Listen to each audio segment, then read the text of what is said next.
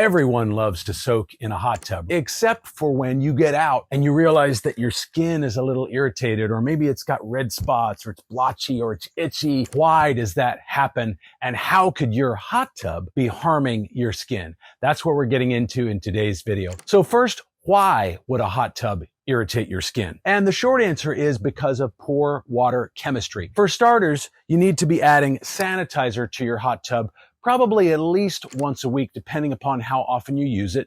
Sanitizers typically can be powder, liquid, or tablet.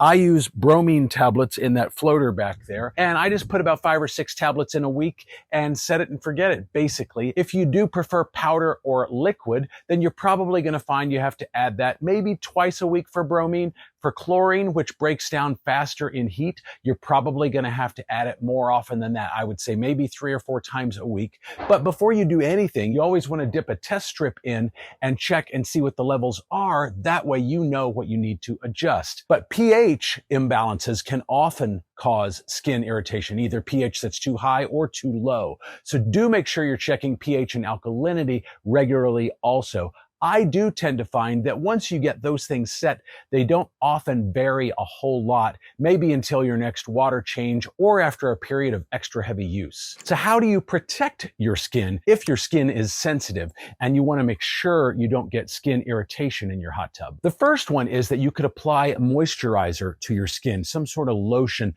to sort of add a protective coating.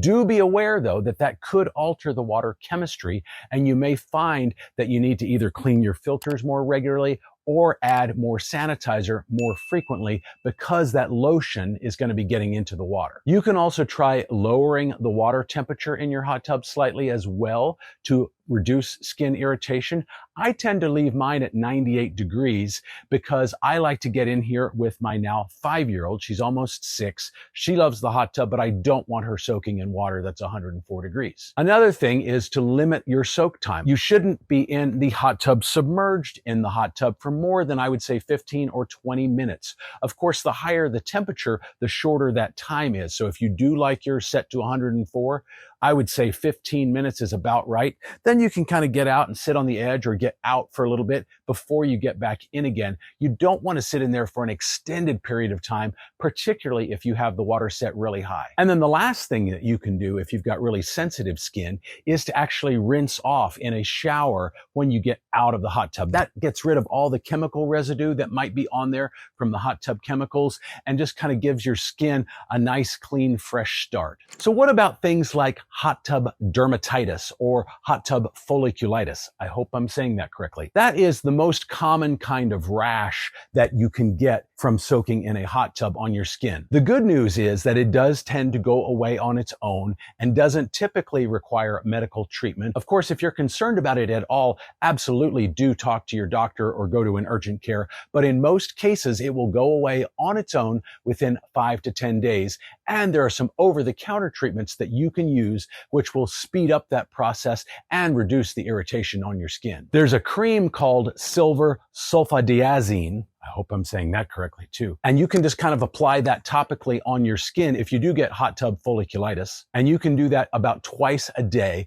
Another thing that you've probably already got in your house that works really well is white vinegar. I have a gallon in my cleaning area at all times, and just apply that to your skin, or at least to the red spots on your skin, for about 20 minutes, probably with a washcloth or cotton balls, things like that. And you can do that 2 or 4 times a day, and that will really help speed up the process of making that go away and making your skin feel better. After you've doused yourself with vinegar, you probably want to shower, because most people aren't going to want to smell that. And then the next thing that people want to know is what hot tub chemicals are best if you have sensitive skin. I already mentioned that I like bromine for my hot tub sanitizer. I don't like chlorine as much. I do find it to be harsher on the skin, but it also breaks down in heat faster, as I mentioned earlier. So even though it's slightly cheaper than bromine, you have to add it more often. So the cost savings is really negated with that. So bromine is definitely gentler on the skin than chlorine is. The other thing that you can do is use a non-chlorine shock rather than a chlorine shock. And yes, despite the difference difference is you can use a chlorine-based shock with bromine as your sanitizer if you wanted to. But if you're concerned about sensitivity with your skin, go with a non-chlorine-based shock and bromine as your sanitizer. And then, as I mentioned earlier, do make sure you're balancing the alkalinity and especially the pH, because pH imbalances can definitely cause skin irritation. I'm going to link to all of my favorite hot tub chemicals on Amazon down below in the description. Now, if you're confused about hot tub chemicals and what to add and in what order, I want you to check out this video right up here on my channel where I walk you through that simply and easily. It doesn't have to take all day, doesn't have to be complicated, and it doesn't have to drive you crazy.